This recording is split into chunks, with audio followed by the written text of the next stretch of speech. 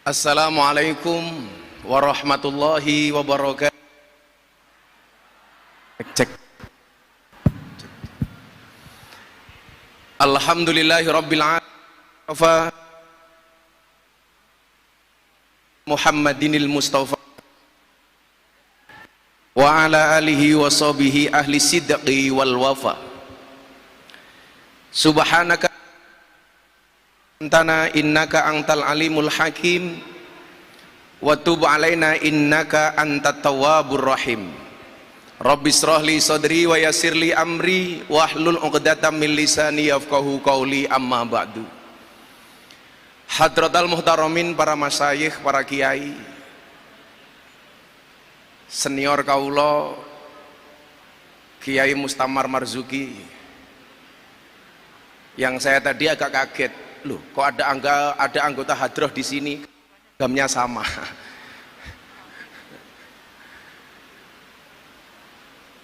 Para masyayikh ingkang estu kaula takzimi, yang terhormat Ibu Gubernur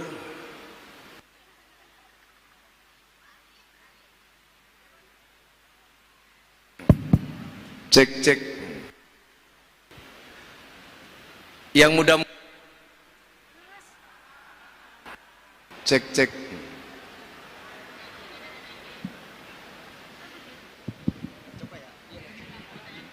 mohon izin, saya itu membawa mic sendiri atau mic saya terlalu bagus barangkali. Cek hati lagi. Cek Ibu Nur yang saya muliakan, yang saya hormati, mudah-mudahan Allah jagai. Indonesia butuh orang nekat kayak Bu Khofifah. Bapak Wakil Gubernur yang kemarin kita ketemu di Lamongan, yang sangat dekat, karena kita ketemu di kecamatan dekat. Jajaran Forkompinda serta Bapak Ibu sekalian yang berbahagia. Oh mohon maaf, lupa disebut, ibu-ibu muslimat, ini penting. Nama ibu-ibu muslimat harus disebut, karena perempuan itu kalau disakiti nggak pernah lupa, kalau menyakiti nggak pernah ingat. Itulah perempuan, makanya harus disebut ini. Sebelum saya lanjutkan, salam takdim saya kepada Ibu Nyai Yasin yang berkenan hadir. Flashback Pak Kiai Mustamar, tahun 86, usia saya baru 5 tahun. Saya diajak sowan abah saya ke Mbah Yasin Blitar. Saya sampaikan cerita ini kepada Ibu Gubernur. Satu saat ketika Mbah Yasin Blitar turun dari panggung pengajian, sebagaimana yang kita mafhumi, Mbah Yasin adalah macan panggungnya Jawa Timur. Kalau bahasanya Mbah Dimyati Rois Kendal, beliau mengatakan di masanya Mbah Dim itu adalah orang yang menghidupkan, nyuwun sewu, Mbah Yasin itu adalah orang yang menghidupkan malam Lailatul Ijtima' Nahdlatul Ulama. Beliau mampu menghadirkan ribuan orang di setiap kajiannya. Pas kula sowan mriko Kiai, turun dari panggung, Mbah Yasin ku ngelus-ngelus sirah kula. Saya pegang nyamati. Yang salah mic-nya apa servernya? Tobat. Cek. Kok ada? Cek. Panitia. Inilah bedanya sound system sama cewek. Sound system diragati okeh ketok wujute, cewek diragati okeh dipek kancane.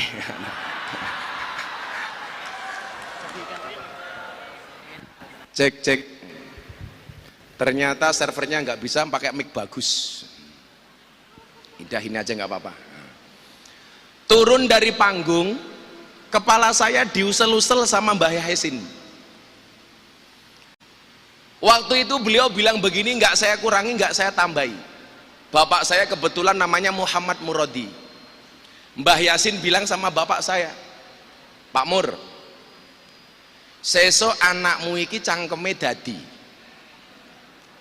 usia saya 5 tahun sudah dicangkem-cangkemke sama Mbah Yasin. Pak Mur, sesuk anakmu iki cangkeme dadi. Tapi satu hal yang kamu ingat. Nopo Kiai? Tanya bapak saya. Kiai-kiai sepuh sesuk bakale seneng karo anakmu. Tapi kiai-kiai nom sesuk akeh sing ra seneng karo anakmu. Niki dawuh Mbah Yasin tahun 1986.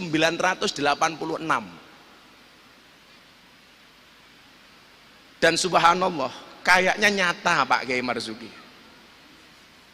Saya hampir dengan semua kiai sepuh yang ada di Indonesia, insya Allah saya dekat.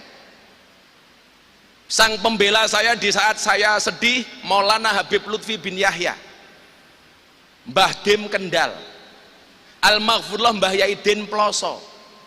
Sebelum beliau meninggal telepon saya diminta untuk sowan ke Ploso. Le kowe Reneo, aku kangen. Sampai Ploso, saya dikasih sarung BHS-nya beliau yang sudah dipakai 2 tahun.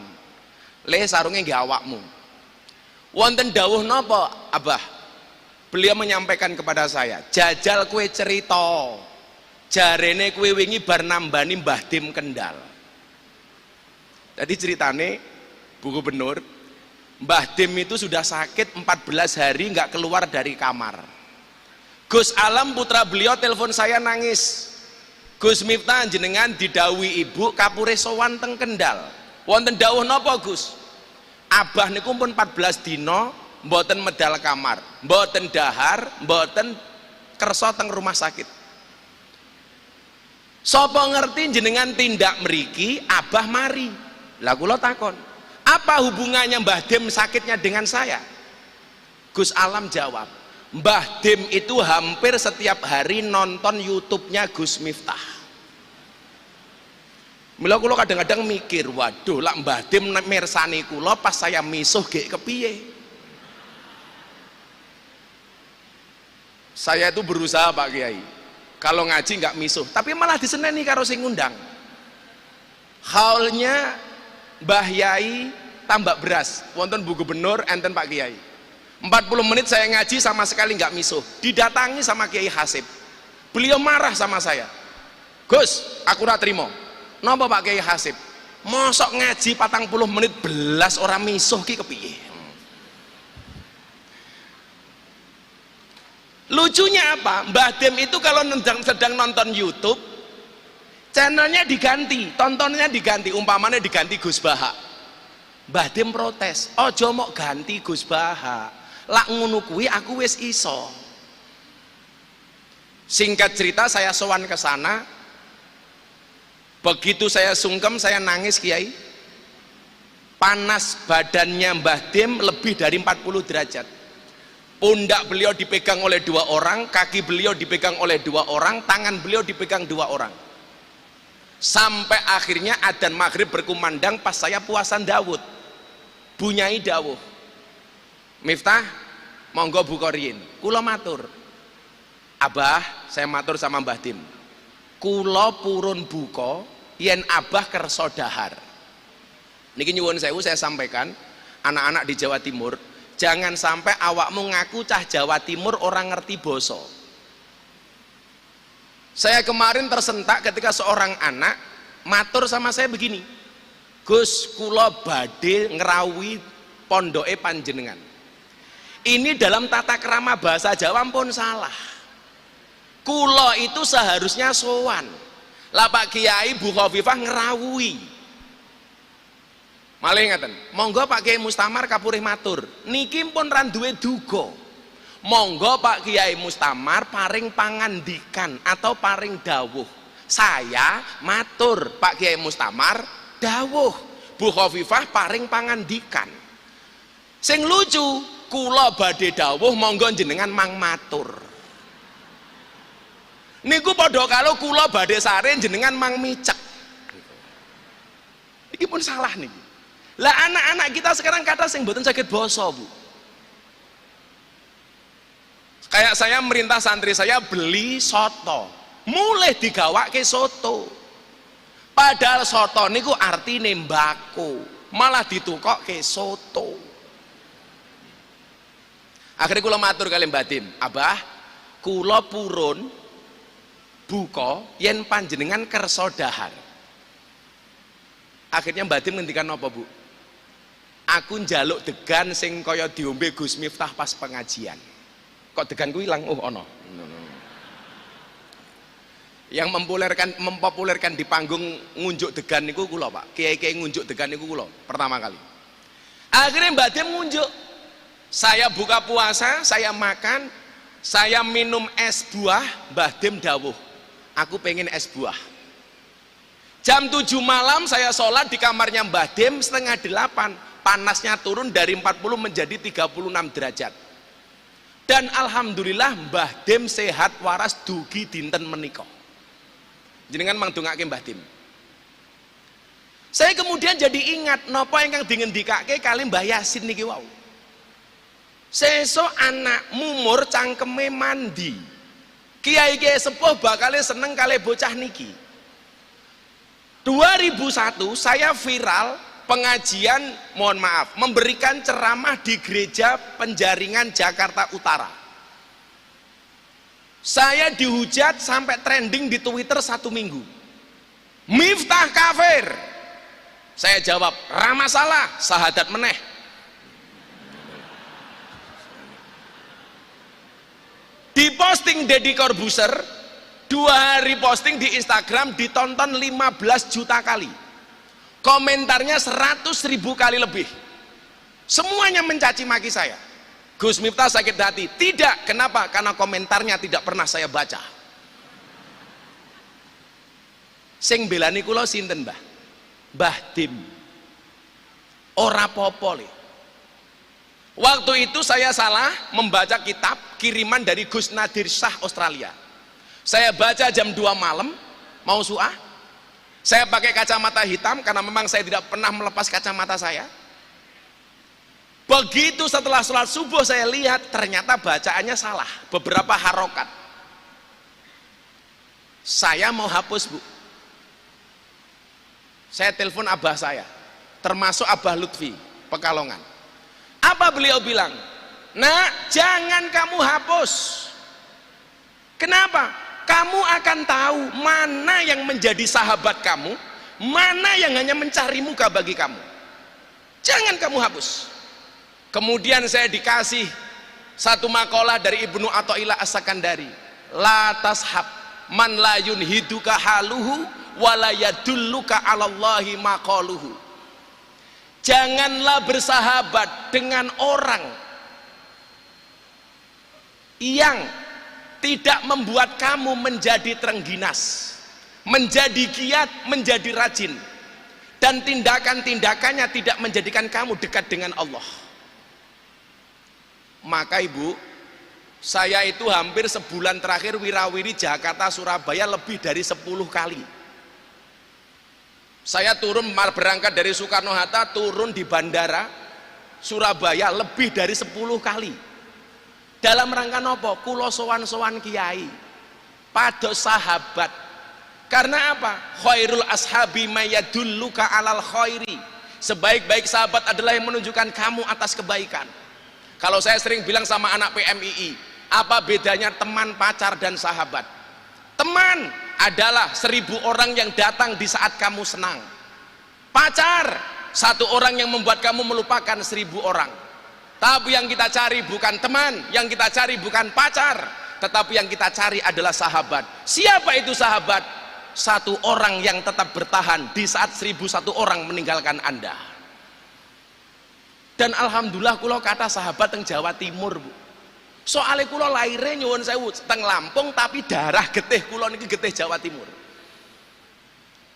Ketika kemudian saya dibully gara-gara nyuwun sewu bacaan kitab saya salah, Mbah Dim dawuh, le, wong ngalim kuwi penting tapi orang jamin. Lah didelok sangka ngalime, luweh ngalim madoh Pak Kiai Mustamar, tapi jadwal ngajine akeh Miftah. Mbah Dim niku ngendikan ngeten kali kula, rungokno ya le. Qalilum minal yaqin khairum min kasirim minal ilmi wal amal.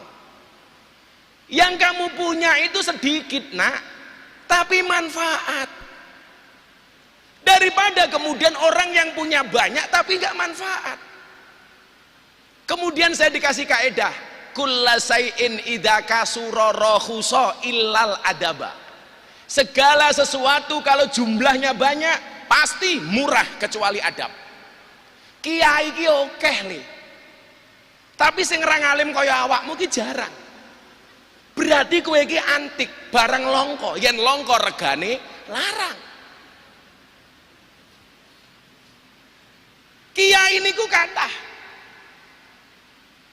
Tapi sing gelem ngurusi lokalisasi sedikit. Namung Miftah. Kula tahun 2002 men mlebet teng Doli. Tahun 2000 sudah masuk di lokalisasi Sarkem. Kula matur kali Bu Khofifah, Bu, mbok Doli jenenge diganti. Napa Alfa Doli? Loh kan keren. Pemilihan diksi kata itu kan menjadi penting. Coba dibuat peraturan gubernur merubah nama Doli menjadi Alfa Doli. Siapa tahu akan banyak keutamaan-keutamaan dari Doli. Kita nggak pernah tahu. Ingat loh, orang baik punya masa lalu, orang jelek pasti punya masa depan. Saya pertama kali mendapatkan predikat presiden para pendosa niku teng Doli, Bu. Mila saniki kata mobil gambare Gus Miftah teng dalan truk ana tulisane presiden para pendosa niku pertama kali teng Doli Surabaya. Mila kula matur kali Pak Kiai, 3 bulan yang lalu saya mendapatkan 3 penghargaan dari Leprit, Lembaga Prestasi Indonesia dan Dunia, dalam 3 kategori. Yang pertama lelang belangkon termahal di dunia. Saya menjual belangkon, saya sumbangkan untuk Muktamar NU di Lampung. Belangkon 90.000 terjual 900 juta. Niki belangkon nih. Yang kedua, saya dapat penghargaan sebagai dai yang paling istiqomah pengajian di lokalisasi. 22 tahun. Istiqomah berat, Gus, berat.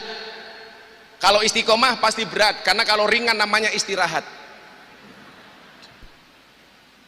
Untuk istiqomah selama 22 tahun ini nggak susah, nggak ringan. Banyak cobaan. Kenapa kalau cobaan banyak? Iya, karena kalau sedikit namanya cobain. Kayak kula wengi dicurhati kalian mbak-mbak artis. Gus, kenapa sih rumah tangga kok rumit? Saya mau cerai sama suami saya. Kebetulan Kiai NU sing iso mlebu teng artis-artis salah satunya saya. Gus, rumah tangga saya mau berantakan. Kenapa rumah tangga rumit? Iya mbak, rumah tangga pasti rumit karena kalau sederhana namanya rumah makan. Nah, yang ketiga, saya dapat penghargaan sebagai selebriti yang paling banyak gambarnya dilukis di bokong truk. Ada 300 truk lebih yang bokongnya digambar Gus Miftah. Yang paling menyedihkan setunggal Pak Kiai Mustamar, mobil tangki sedot WC gambare Miftah, quote-nya nggak asik, bokongmu adalah rezekiku. Maka malam hari ini perkenankan saya Pak Kiai, Bu Gubernur, untuk memotivasi anak-anak muda di Jawa Timur. Jangan sampai karena kamu dianggap tidak alim membuat kamu tidak percaya diri atau insecure. Saya dulu sekolah di pondok 1 kelas 40 orang. Yang tidak diajari ngaji cuman saya sendiri. Tapi dari 40 orang itu nyuwun sewu sing dadi kiai nggih kula dhewe. Sing paling orang alim. 40 teman saya yang ngalim, yang ngaji kitab, nggak ada yang bikin pesantren, Bu. Saya yang tugasnya tabarukan dengan kiai malah punya pesantren. Hidup orang goblok.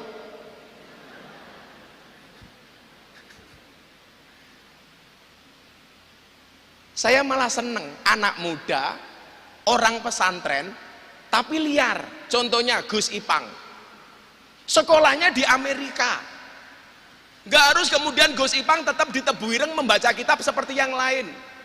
Coba Gus Ipang ini mungkin nyuwun sewu kon maca kitab ora iso. Tapi beliau ini penasihat menteri 2, bahkan Menko. Penasihatnya Gus Ipang. Karena apa? Anti mainstream. Anak pesantren Tebu Ireng, putranya Gus Solah, kuliahnya di Amerika. Kan keren. Maka kita belajar anak-anak Jawa Timur yuk. Kamu yang merasa hidup kamu nggak terlalu pintar, contoh Nun Miftah goblok tapi laris. Sahur bareng Gus Miftah JTV, Gus Miftah. Kultum maghrib, Gus Miftah. Acara beberapa lini media medsos, Gus Miftah. Lah kula matur, setiap saya diundang Bu, mesti kula matur begini. Tolong silakan ngundang yang lain. Golek sing ngalim, golek sing apik. Lah jawabannya pengundang kadang-kadang nopo? Kula mboten golek sing ngalim Gus, tapi golek sing petuk. Maka nyuwun sewu nggih para santri, adik-adik saya di belakang sana. Kamu jangan insecure dengan masa depanmu. Ingat, masa depan seseorang itu seperti sekumpulan tempe. Artinya apa? Enggak ada yang tahu.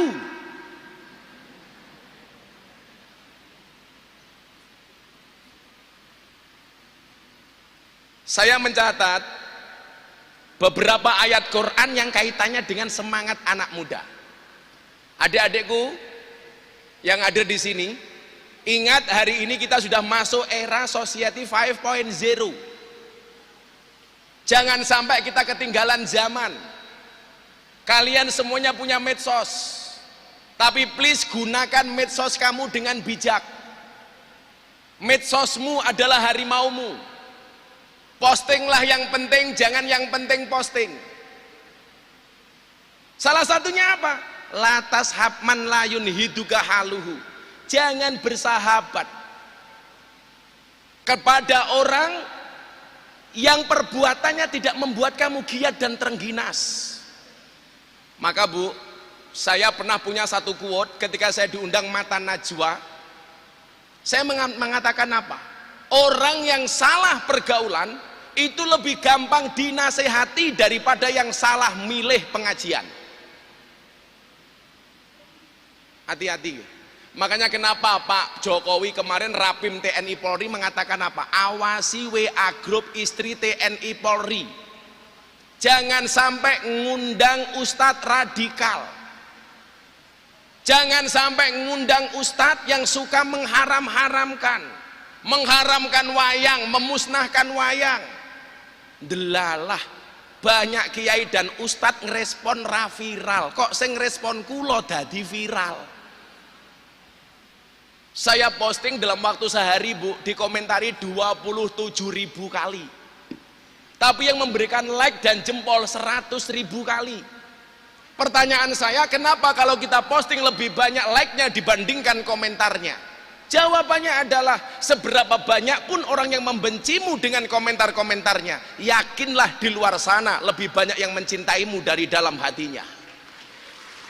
Milo santai mawon. Tapi kalau jomblo beda. Kenapa lebih banyak like daripada komentar? Karena banyak orang cinta tetapi tidak berani mengatakannya. Makanya mudah-mudahan yang jomblo segera berakhir. Amin.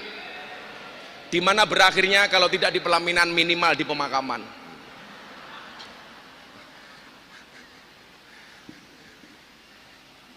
Saya hanya akan mengambil 4 ayat malam ini, akan saya sampaikan secara sederhana dan singkat. Ayat Al-Quran yang berkaitan dengan anak-anak muda. Mudah-mudahan besok yang kaya di Jawa Timur tidak hanya Mas Tomli Wafa. Amin. Mudah-mudahan semua anak-anak di Jawa Timur besok mempunyai masa depan yang lebih baik. Amin. Bermimpilah dalam hidup, jangan hidup dalam mimpi. Hidup di dunia memang tidak semudah membolak-balikkan tangan, tapi yakinlah dengan tangan kita bisa membolak-balikkan dunia. Kalau ada orang mengatakan mimpimu terlalu besar, katakan kepada mereka, bukan mimpiku yang terlalu besar, tapi pikiran kalian yang terlalu kecil. Bapak Ibu yang saya muliakan, yang pertama, Quran surat Yusuf ayat 33. Di situ menceritakan tentang keteguhan Nabi Yusuf alaihissalam. Ketika Yusuf berkata, wahai Tuhanku, penjara lebih aku sukai daripada memenuhi ajakan mereka. Jika aku tidak engkau hindarkan dari tipu daya mereka, niscaya aku akan cenderung untuk memenuhi keinginan mereka. Dan tentu aku termasuk orang yang bodoh. Ayat ini berkaitan kali nopo. Ketika Nabi Yusuf alaihissalam diajak untuk melakukan tindakan senonoh, oleh Siti Zulaiha. Nabi Yusuf menolak. Artinya apa? Pemuda itu harus teguh pendirian. Saya dulu berangkat ke Jogja Kiai, nggak disangoni duit, namun disangoni satu nazom. Kalamuna lafdun mufidun kastakim. Nah, kata abah saya, iling-ilingen kalimat iki. Kalamuna lafdun mufidun kastakim. Saya batin kuliah butuh sangu, kok mong disangoni kalamuna mufidun kastakim. Ini ki maksudnya nopo? Ternyata yang diinginkan abah saya cuma satu. Nak, dimanapun kamu berada, kalam kalimatmu harus berfaedah. Set, akhirnya saya sampai Jogja. Gak kuat ngekos Kiai.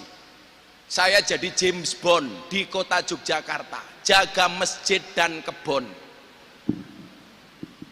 Yogyakarta mayoritas Muhammadiyah. Mudah-mudahan malam ini saudara-saudara kita Muhammadiyah ada yang datang dan melihat. Mungkin ada pengurus daerah Muhammadiyah yang datang. 4 tahun setengah Pak, saya tinggal di masjidnya Muhammadiyah. Ada masalah Gus? Tidak ada. Masalahnya hanya satu. Gara-gara saya tinggal di masjidnya Muhammadiyah, saya kurus. Berat badan saya hanya 40 kilo. Napa kula melu Muhammadiyah kurus? Mergo Muhammadiyah belas ratau ana selamatan. Serana mangan-mangan belas nih. Enten kanca Muhammadiyah teng mriki. Begitu saya menikah tahun 2004 2005, kembali ke lingkungan orang NU karena istri saya orang NU. Berat badan saya langsung naik 108 kilo. Napa kula melu NU lemu? Soale wong NU titik-titik mangan. Yasinan mangan, tahlilan mangan, solawatan mangan, mujahadahan mangan, istighosahan mangan. Tanggane lara njaluk didongake mangan. Sing lara mati mangan meneh. 7 dina gitu. Nganti rupane kaya besek kabeh niku. Mongan mangan.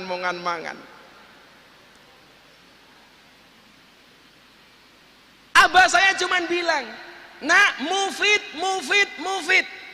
Dadi wong sing maedai. Jadilah orang yang berfaedah. Dan syaratnya satu, kastakim, yang istiqomah.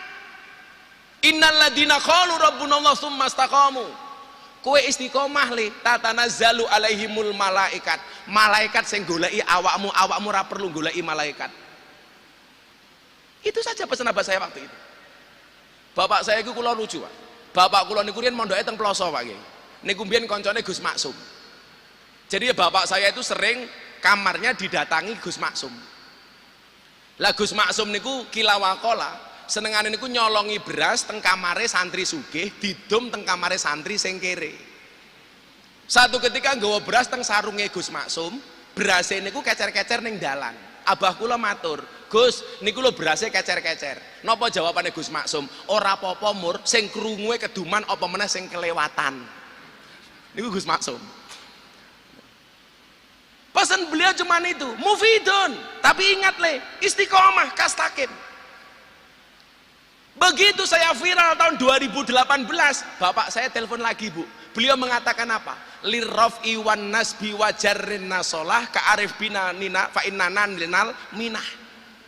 Kula mikir meneh iki maksude apa? Biyen kula kuliah disangoni kalamun lafdun mufidun kastakim, sakniki kula kondang bapak kula ngomong dawuh lirraf'i wan nasbi wa jarrin nasolah ka'arif bina fa innanan linal minah. Kula mikir meneh aku ora tau ngaji alfiyah. Akhirnya kula ngen-ngen. Kenapa beliau mengatakan lirraf'i wan nasbi wa jarrin nasolah untuk saya? Le, dadiya kaya domirna. Dia konsisten, nggak berubah ketemu rofa, nggak berubah ketemu nasob, nggak berubah ketemu jer, tetap menjadi na. Saya nggak mau kamu berubah nak, tetaplah menjadi domirna. Lirraf'i, ketika kondisi kamu di atas, ingat siapa kamu, dari mana kamu berangkat. Ketika keadaan nasob sedang-sedang saja, kamu nggak usah terlalu susah. Bahkan ketika kamu dalam keadaan jer di posisi terendah, kamu nggak usah sakit hati nak. Mila nyuwun sewu, bulian cacian ke saya, Bu, kulo belas ratau loro ati. Karena saya punya prinsip, ketika ada orang membicarakan keburukanmu, tersenyumlah. Kenapa? Karena keburukanmu saja diperhatikan, apalagi kebaikanmu. Gagah. Jadi izin komandan, saya nggak pernah sakit hati. Karena bapak saya pesan itu. Nah, kondisi kamu marfu, tetap kamu miftah. Kondisi kamu mansub, tetap kamu miftah. Kondisi kamu majrur, tetap kamu miftah. Jangan berubah. Oh siapa? Makanya coba anak-anak ya, konco-konco Jawa Timur, qalilum minal yakin khairum min kasirin minal ilmi wal amal. Miftah niku mboten sinten-sinten. Tapi kalau kemudian Allah menghendaki, Allahumma la mani alima ataita wala mu'tiya lima mana'ta wala yang faudal jad mingkal jad. Lah Allah duwe kuwasa ngopo? Balik teng dawe Mbah Yasin mau, bocah-bocah nom oke sing ra seneng karo anak mumur. 2018 saya dimasukkan ke grup WA Asparagus Jogja Jawa Tengah. Sebulan saya dimasukkan di grup WA Kiai, saya dikeluarkan dari grup WA. Komentarnya apa? Miftah tidak pantas berada di grup WA ini. Kulo ditokke. Kulo lara ati mboten, malah saya bersyukur alhamdulillah. 2019 tanggal 21 Juni Deddy Corbuzier masuk Islam di pondok saya kembali dimasukkan ke grup WA. Langsung saya pamit, mohon maaf, Miftah tidak pantas di grup ini, mohon izin untuk meninggalkan grup, gantian tak bales gue aku.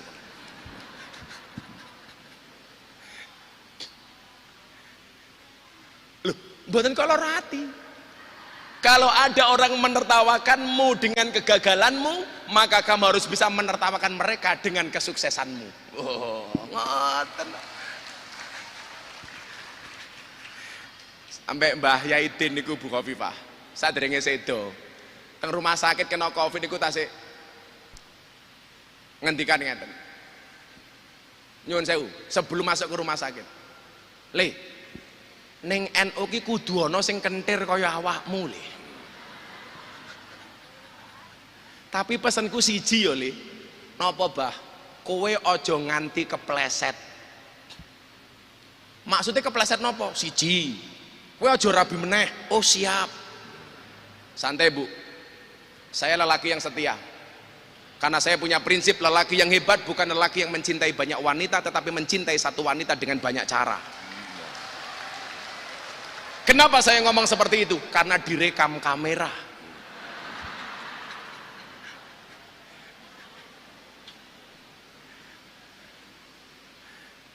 Insya Allah lah. Saya memahami kok.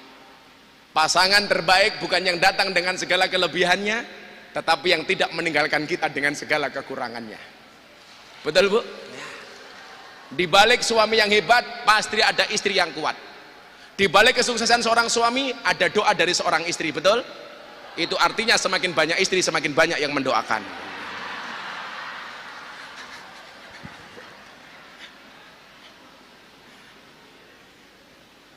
Orang mungkin rawong lanang iso ngalahke wong wedok niku ora mungkin. Seorang laki-laki berani menghadapi ribuan ekor lebah untuk membawa sebotol madu, tapi seorang laki-laki tidak berani menghadapi seorang istri untuk membawa seorang madu. Betul? Betul.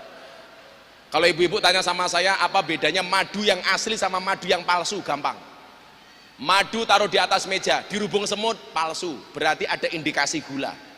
Madu taruh dalam botol digoyang-goyang dia kocak, palsu, berarti ada air di dalamnya. Madu bawa pulang istri marah, asli. Remuk. Kula guyon kali bojo kula Bu. Bun, saya itu manggil istri kula niku kali bojo kula mung guyon tok nggih. Ora tau serius belas. Bojo kula niku ahli selawat. Istri saya divonis kanker 3 tahun meninggal dunia, kata dokter. Waktu itu nyuwun sewu kula mboten wong terkenal, tak antemi niku Pak Wagub doktere. Dia bilang apa? Gus, mohon maaf, ini kansernya parah. Mungkin hanya bertahan 3 tahun. Pas saya mau ulang tahun JTV di Tuban. Kalau saya waktu itu burang orang viral, mau tak kuwetakin gitu doktere. Istri saya itu ketika dioperasi tasbihnya nggak bisa lepas. tetap cetak-cetik maca sholawat. Sampai selesai operasi, tasbihnya tidak lepas.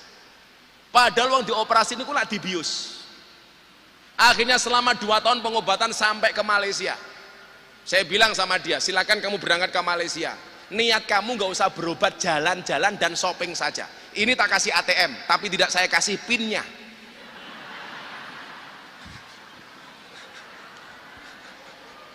Alhamdulillah Kiai, mari Abah Lutfi dawuh. Dokter di koyo Gusti Allah wae. Mari, alhamdulillah mari. Saya bilang sama istri saya, Bun, boleh nggak saya menikah lagi? Emangnya Abah kerso? Ya ora. Nunggu takdir. Saya bilang, kalau seandainya saya pengen menikah lagi, saya pengen menikah cewek Arab. Kenapa, Bah? Karena kalau istrinya marah serasa mendengarkan tartil Quran. Wah. Ewek sadaqallahul adzim gitu. Jadi kelingan ceritanya Gus Dur Kiai. Gus Dur niku pas zaman Orde Baru diawasi sama intelijen. Pas rapat sama Kiai, Gus Dur diawasi Intel. Akhirnya Gus Dur bilang, Pak Kiai mulai sekarang karena kita diawasi Intel, tolong ngomongnya pakai bahasa Arab. Akhirnya para Kiai takallum bil lughatil arabiyyah. Begitu Intelnya pulang ditanya sama komandannya, Jenderal. Apa tadi hasil rapat para Kiai? Izin komandan melaporkan, aman karena para Kiai hanya saling mendoakan.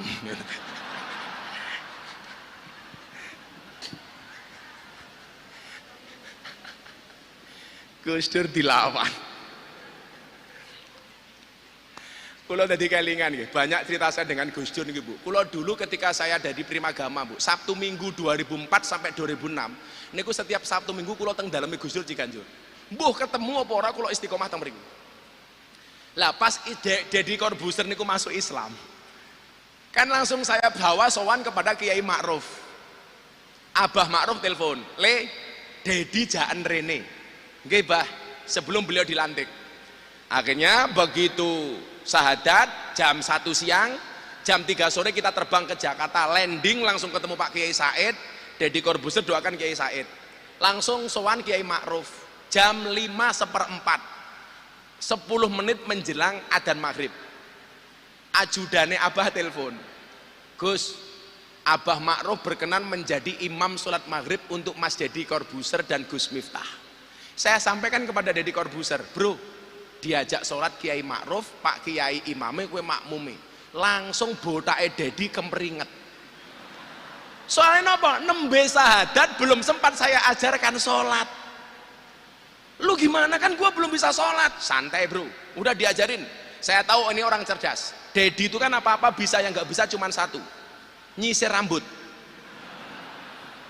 Akhirnya Bu, saya jengkang-jengkeng neng jero Alphard, saya ngajari Deddy sholat gerakan-gerakan pokok.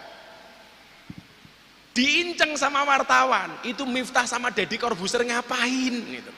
Kok Miftah jengkang-jengkeng neng ngarepe Deddy Corbuzier gitu. Begitu giliran wudhu, saya masuk ke kamar mandi di dalamnya Kiai Ma'ruf, saya wudhu, dia nyontoh, bajunya basah semua. Nah, singkat cerita Bu, komat. Deddy Corbuzier tepat di belakangnya Kiai Ma'ruf.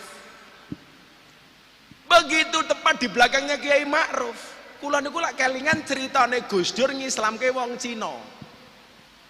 Kula angsal cerita niki langsung saking Gus Dur teng Ciganjur durasi tahun 2005-2006. Biyen ana wong masuk Islam melalui aku. Rampung sahadat mualafe takon. Kula kedah napa Gus? Salat. Tapi saya belum bisa. Wis gampang. Kamu berdiri di belakang imam. Apapun yang imam lakukan kamu ikut. Imam ngadeg kowe ngadeg, imam rukuk kowe rukuk, imam sujud kowe sujud. Yang terjadi apa? Mu'alafnya manut. Imamnya takbir, mu'alaf Cinanya takbir, ruko ikut ruko, sujud masalah. Imamnya ternyata kakinya sakit, gak bisa ditekuk, mancal ndase Cinone niki wau. Lah Cinone lah mikir, oh wong sholat kuwi pancal-pancalan. Niki Gus Dur.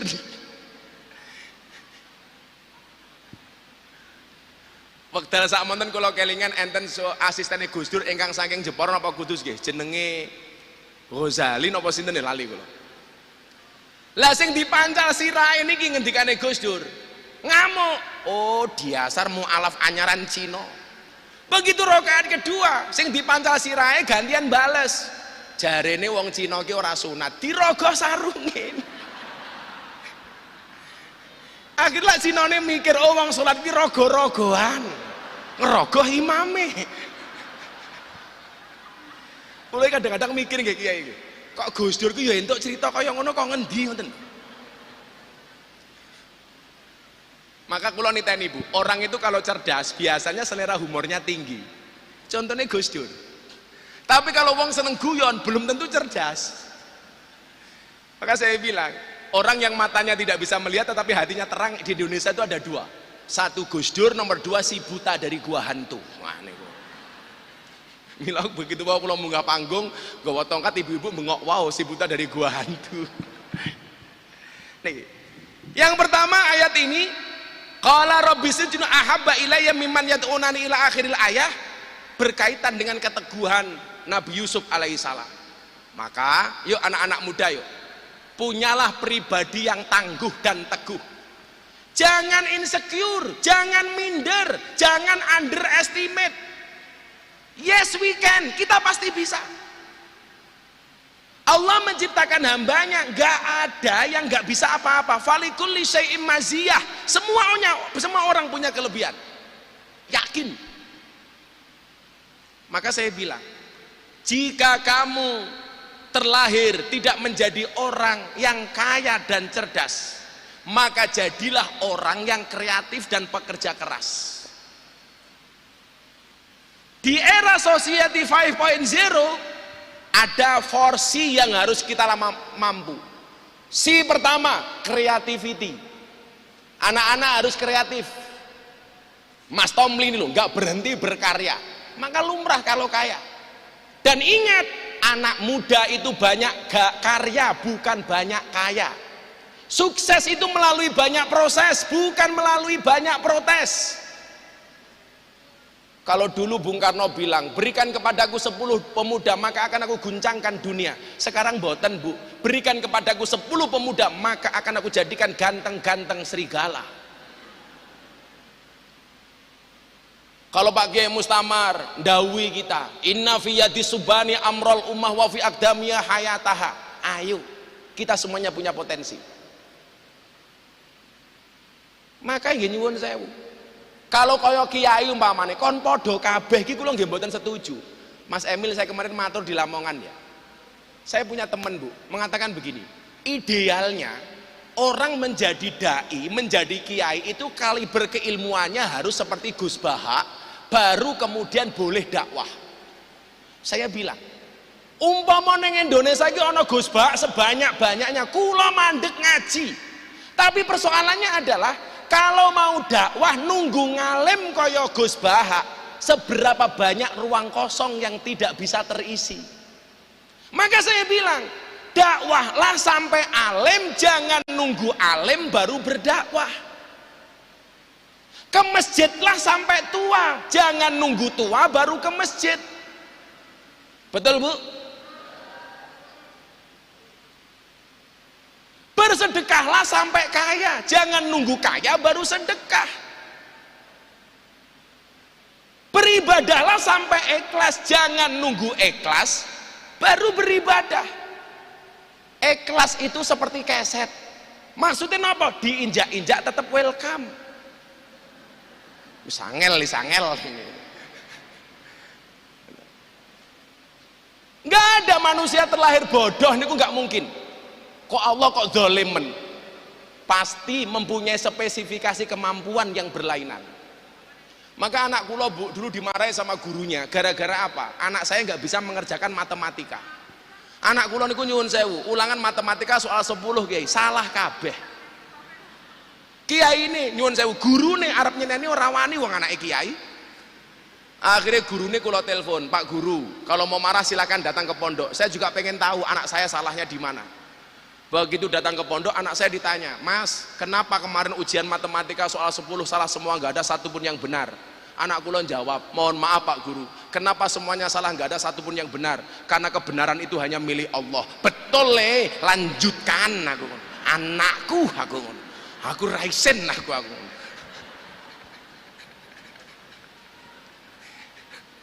Yang kurang ajar kok. Nonton JTV, kultum saya di JTV. Langsung buka. Nyuwun sewu ora kultum. Krungu adzan ngasar, buka. Lah kula matur. Kayak adzan ngasar, kok kowe buka iki kepiye? Nyuwun sewu Bah, saya tidak bisa membedakan antara adzan maghrib dan adzan asar. Adane padha ya mbahmu kuwi ya. Maka yang pertama, ayo teguh pendirian seperti domirna. Mau ketemu rofa tetap na, mau ketemu nasab tetap na, mau ketemu jer tetap na. Insya Allah akan banyak orang-orang hebat lahir dari Jawa Timur. Amin. Tentunya nyuwun sewu, nggak akan mudah perjalanannya, akan banyak yang menjatuhkan kita. Kaya niku lho Kiai. Begitu kula salah maca kitab, kanca-kancane dhewe kabeh nyerang kula sak modare. Maka Habib Lutfi ngomong kali dawuh kali kula ngeten, bukan masalah beda pendapat, tapi karena beda pendapatan. Niku lho bedane kiai karo pengacara nih. Pengacara niku masalah dadi duit.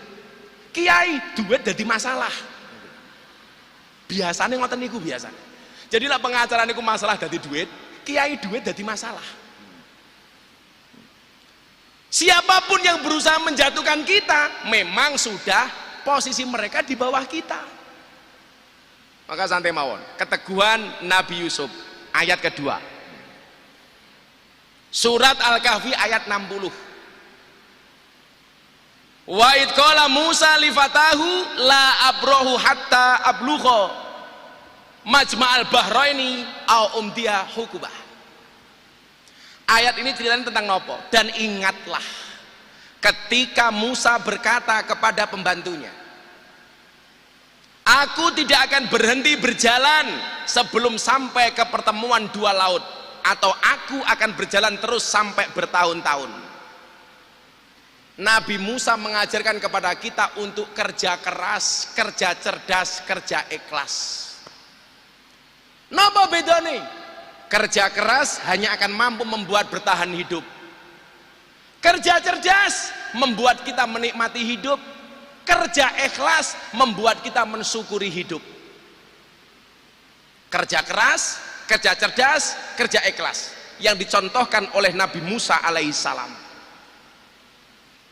Tahun 2009 Bu Khofifah, saya itu nggak punya motor.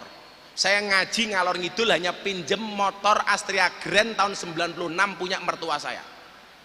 Posisi saya waktu itu molimo, madep mantep mangan melu moro tua. Sampai akhirnya M10 Jenderal, madep mantep mangan melu moro tua muring-muring menantu meneng mawon. Sampai akhirnya M15 Bunyai, madep mantep mangan melu moro tua muring-muring menantu meneng mawon, moro tua mati menantu melu marisi. Mertua saya hanya jawab M1, nopo Pak? Matamu. Waktu itu kula mikir, lah kula maca ayat niki. Bar maca ayat Al-Kahfi niki nyuwun sewu. Kula sowan teng Mlangi. Wonten kiai namine Kiai Asrori. Ceritane napa? Gara-gara tahun 2006 Gus Dur dawuh ngeten kalih kula, Miftah, kowe mulya ning Lampung neruske pondok keluargamu utawa kowe ning Yogya neruske perjuanganmu. Padahal kula mboten nate cerita kalih Gus Dur bilih saya punya tanggungan di lokalisasi. Gus Dur bilang, pulang ke Lampung ngelanjut ke pondok keluarga atau pulang ke Jogja melanjutkan perjuanganmu. Kula matur, kan saya kepala cabang Primagama Gus. Gus Dur jawab, Miftah, rezekimu manggone ning Bokong. Kula mikir, tahun 2006 itu rame-ramenya penyanyi dangdut dapat uang dari bokongnya. Munculnya Mbak Inul, munculnya Dewi Persik, Nita Talia, goyang ngebor, goyang ngecor, goyang lepo, goyang ngaci, goyang ngecat. Ini kula tahun 2006. Kula mikir waktu itu, apakah saya harus ikut-ikutan seperti Inul Daratista, kaya Mbak Inul? Ternyata jawabannya nopo Kiai. Begitu saya sowan Mlangi, Kiai ini buka hikam. Delalah sing diwaca nopo? Arih nafsaka minat tadbir. Istirahatkanlah dirimu dari ngatur. Urip kuwi wis ana sing ngatur. Kowe ora usah kakean ngatur, wong urip sak madya nderek aturan. Mikir lagi saya. Ya Allah. 2009 belum punya motor masih ikut morotua. Berangkat lagi ngaji, ngrungokke. Yang dibaca sama kiainya apa? Kulo kelingan betul itu.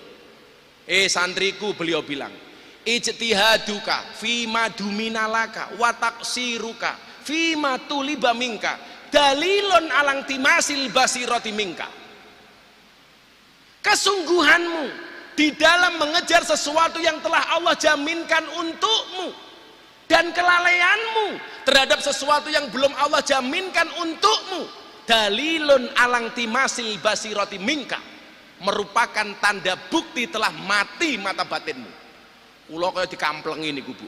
Ya Allah, dunia yang telah Allah janjikan masih saya kejar mati-matian. Akhirat yang belum Allah jaminkan, kenapa tidak saya kejar mati-matian?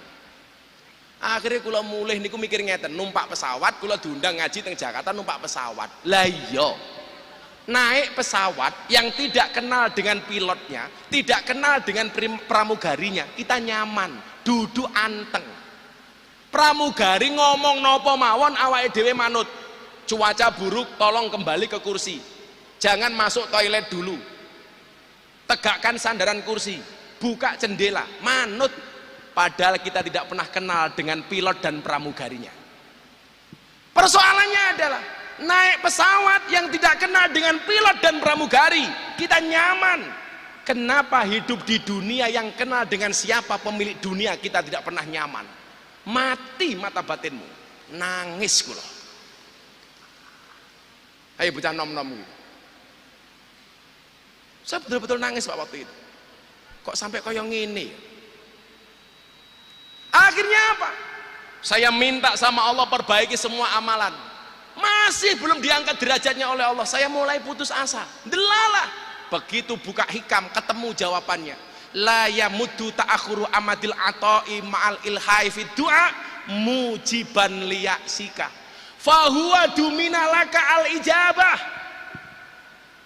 Janganlah karena keterlambatan pemberian Allah kepadamu menjadikan kamu berputus asa.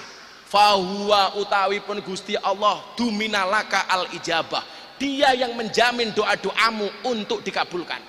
Fil waqtil ladzi yurid, di waktu yang Allah kehendaki. La fil waqtil ladzi turid, bukan di waktu yang kamu kehendaki. Pun akhirnya waktu itu Bu, saya punya quote. Apa quote-nya? Pantaskanlah amalmu di hadapan Allah, maka Allah akan memantaskan hidupmu. Bojo kula niku nyuwun sewu. Gempa bumi Bantul niku mung duwe celengan isine 700.000. Begitu gempa bumi sing digoleki pertama ora anake, celengane. Mergo mung duwe duit 700.000 niku tok. Tapi saya dari dulu punya teguh pendirian. Saya nggak bakal mau minta-minta, nggak bakal ngutang, ora bakal jaluk-jaluk. Soalnya apa? Wong ngutang niku lak ngutang rupane melas lak kon bayar males. Wong niku lak ngutang raine luwih manis tinimbang madu lak ditagih luwih medeni tinimbang Israel.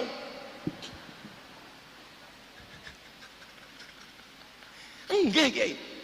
Akhirnya kula telepon abah kula teng Lampung, "Bah, kula pripun?" Niki jawabane. "Le, kowe ngerti apa ora?" "Apa, Pak?" "Puasa ki as-shaum." Puasa itu asyam. Maknane apa le? Al-imsak. Kowe ngempet le. Bu, puasa itu ngempet. Hari ini terjadi kekisruan di bangsa kita, kenapa? Karena banyak orang yang tidak bisa ngempet. Pejabat di demo, akhirnya hari ini rame demo. Kenapa? Karena banyak oknum pejabat dan politisi yang tidak bisa as-shaum, tidak bisa asyam, tidak bisa al-imsak. Ora iso ngempet. Mila kula kadang-kadang maca kebijakannya pemerintah niku rada lucu. Boleh berbuka puasa, tapi nggak boleh omong-omongan. Lah iki maksude iki apa? Iki sing buka zombie apa wong? Mas-mas tahu kenapa zombie itu kalau jalan rame-rame? Iya, karena kalau sendirian namanya zomblo.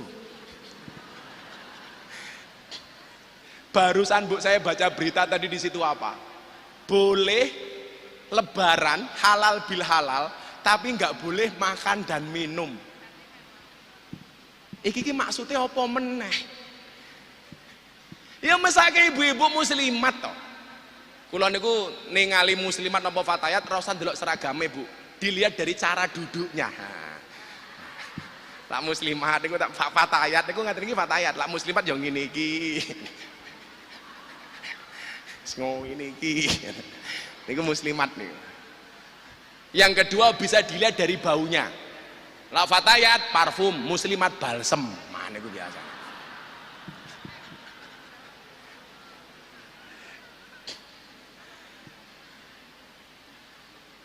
Solusi bangsa ini hari ini apa? Al-imsak, ayo ngempet. Pejabat ngempet, jangan membuat kebijakan yang kontroversi. Mbok yo wis lah. Rakyat sudah terlalu susah. Enggak usah buat kebijakan yang enggak, ngempet. Rakyat ayo ngempet. Boleh demo enggak masalah, tapi dengan etika, jangan ngawur, jangan membabi buta. Untuk yang sering demo kemudian mencaci maki pemerintah, lihat ceritanya Khalifah Harun Ar-Rasyid. Harun Ar-Rasyid itu presiden tahu salah, bahkan sering didatangi sama ulama keras. Dia mengatakan apa? Inni nasihun lak, wahai Harun Ar-Rasyid, saya punya nasihat untuk anda. Famusadidun alaika, tapi mohon maaf, nasihat saya keras. Fala tajidanna fi nafsika alayya sayan, tolong anda jangan marah sama saya. Kira-kira begitulah. Apa jawaban Harun Ar-Rasyid? Innallaha ta'ala qad arsala man huwa khairum minka ila man huwa syarrum minni. Sesungguhnya Allah pernah mengutus orang yang lebih baik dibandingkan anda, ilaman huwa sarumini, kepada orang yang lebih jelek dibandingkan saya. Maksudnya sinten?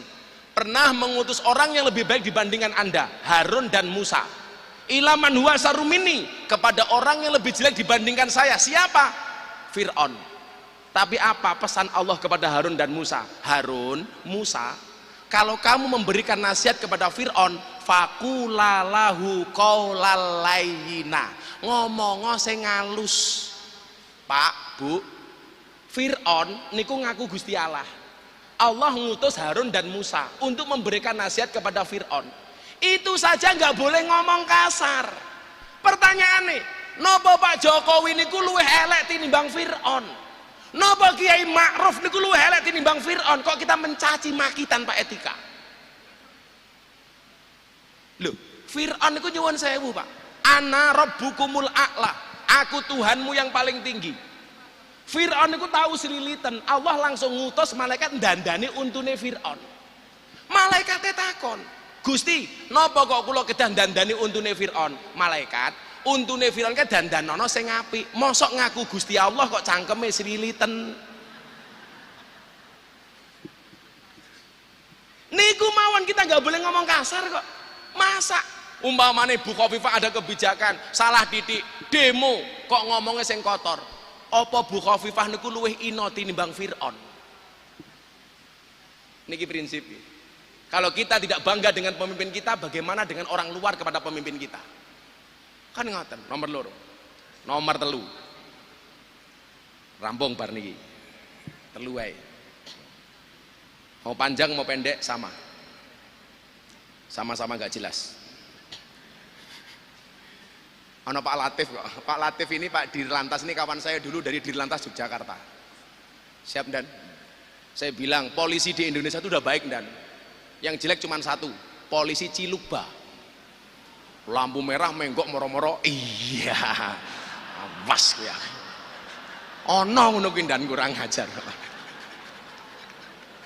Kula tahu ya, nggo helm komplit arep makan ngaji nggo sarung menggok ngek. Kan kalau belok kiri itu beberapa pilihan alternatif. Turn left go ahead, belok kiri jalan terus, atau belok kiri ikuti lampu. Lah kadang-kadang tulisan karena nggak mesti seperti itu dimanfaatkan oleh oknum polisi, teman-teman lantas itu. Begitu menggok ngeng, iya, Ciluk bang. Pernah Bu? Pernah.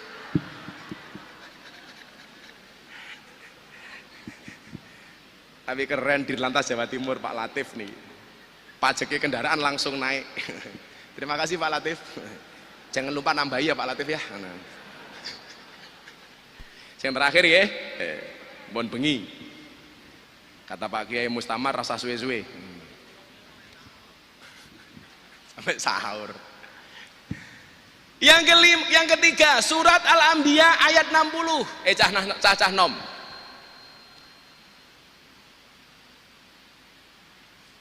Qalu sami'na fatayadkuruhum yuqalu lahu Ibrahim. Mereka yang lain berkata, kami mendengar ada seorang pemuda yang mencela berhala-berhala ini, namanya Ibrahim. Ketika Ibrahim gebuki berhala itu, dia masih di usia muda. Ayat ini memberikan isyarat bahwa pemuda seharusnya menjadi seseorang yang berani menumpas kebatilan, menegakkan kebenaran. Sebagaimana Nabi Ibrahim muda berani menumpas berhala dan menunjukkan kepada masyarakat atas kebenaran Tuhan. Pertanyaannya adalah, piye carane duwe anak kaya Ibrahim? Nah, niki. Mbiyen ijazah Mbah Yasin teng bapak kula yang disampaikan kepada saya, pengen dadi wong gede, syarate ana 3. Oh niki. 1 tirakat, 2 ziarah, nomor 3 sedekah. Niki kula angsal saking bapak kula saking Mbah Yasin. Tirakat, ziarah, sedekah. Tirakat niku bentuke napa? Bangun malam. Tirakat niku bentuke napa? Poso sunah. Tirakat niku bentuke napa? Kathah wirid, kathah zikir. Terutama ibu-ibu. Alhamdulillah Bu, saya enggak menyombongkan istri saya. Istri saya minimal sehari membaca sholawat 15.000 kali. Tak keloni gitu bojoku sholawatan. Sallallahu ala Muhammad, sallallahu ala Muhammad. Bojoku kula 15.000. Mila bojo kula niku diwayuh angel. Ah selawate luwih kathah tinimbang kula kok. Lah anak kula turu diselawati kali bojo kula. Cekel sirahe dilus-lus Allahumma sholli ala sayidina Muhammad wa ala ali sayidina Muhammad. Muga-muga anakku soleh Al-Fatihah. Ping 100 Fatihah. Bojo kula kan cerewet, turu tak cekel cangkeme. Allahumma sholli ala sayidina Muhammad wa ala ali sayidina Muhammad. Muga-muga bojoku cangkeme ra cerewet Al-Fatihah. Jenengan mang prakteke, Pak. Kok di Fatihah tetap cerewet, tambahi Yasin sak tahlile. Rampung. Bu nggih tirakat. Saya mengatakan onone Bu Khofifah niku dadi gubernur. Selain beliau hebat, mesti mergo tirakate wong tuane. Apa bedane wong biyen kali wong sakniki? Wong biyen gaweane nandur ra ngarep-ngarep ngunduh, wong sakniki gaweane ngunduh tapi ra gelem nandur. Wong biyen nandur kayu jati, enggak pernah ngarep-ngarep ngetok kayu jati. Nandur wit kelapa, ora tau ngarep-ngarep ngombe degan. Beda kali wong sakniki, gaweane ngetok kayu jati, ora gelem nandur jati, gaweane ngombe degan, ora gelem nandur kelapa. Sinten? Kula. Lawang biyen niku Pak Wagub, gaweane nandur ngarep-ngarep ngunduh. Sing gelem ngunduh ra gelem nandur niku ana 3. 1 maling, 2 pemborong, 3 codot. Dadi lan jenengan gelemane ngunduh ra gelem nandur berarti kelasmu kaya codot. Tirakat. Mila ibu-ibu ditambahi tirakate mumpung Ramadan. Nomor 2, ziarah. Ziarah niku artinya mengunjungi. Ziarah kepada yang hidup untuk minta didoakan. Kula ziarah sowan Pak Kiai Marzuki, Pak Kiai tulung kula didongake. Ziarah kepada yang mati, mendoakan. Maka saya dari dulu nggak pernah setuju kalau bahasa ziarah kubur diganti wisata religi. Iki bahasa apa? Ibu-ibu muslimat ajeng sowan Gus Dur ning Tebu Ireng ngene Gus Ipang. Kok nganggo bahasa wisata religi? Ora pantes. Nganggo bahasane Kiai Al-Muhafadzah alal Qadimi Sholeh. Napa Bu? Ziarah. Guayane wisata religi, begitu mulih karo bojone assalamualaikum papa. Iya mamah. Lalah yu mamah kok tungkae meletek-meletek to yu. Biasa mawon. Sing terakhir sedekah. Inna auliya Allah la yanalu mir rahmatillahi wa sa'ata ridwani bi kasratil ibadah walakin yanaluha bi sakhawatin nafsi wal istihanati anid dunya. Sesungguhnya para wali-walinya Allah diangkat derajatnya oleh Allah, mendapatkan rahmat dan ridhonya Allah bukan karena banyaknya ibadah tetapi karena banyaknya sedekah. Bu, kalau tak takon, kalau kita sedekah memberi orang miskin, yang harus berterima kasih yang memberi apa yang menerima? Yang harus berterima kasih yang memberi atau yang menerima, Pak? Rata-rata jawabannya yang menerima. Anda salah. Kalau kita memberi kepada orang miskin, yang harus berterima kasih yang memberi, bukan yang menerima. Kenapa? Karena pemberianmu kepada si miskin hanya menyelamatkan dunianya si miskin, tetapi doanya si miskin kepada si kaya menyelamatkan akhirat si kaya. Maka yang harus berterima kasih yang memberi, bukan yang menerima. Maka mudah-mudahan Allah Subhanahu wa taala menjadikan putra putri kita generasi yang dzurriyyatan thayyibah, soleh solehah. Amin Allahumma amin.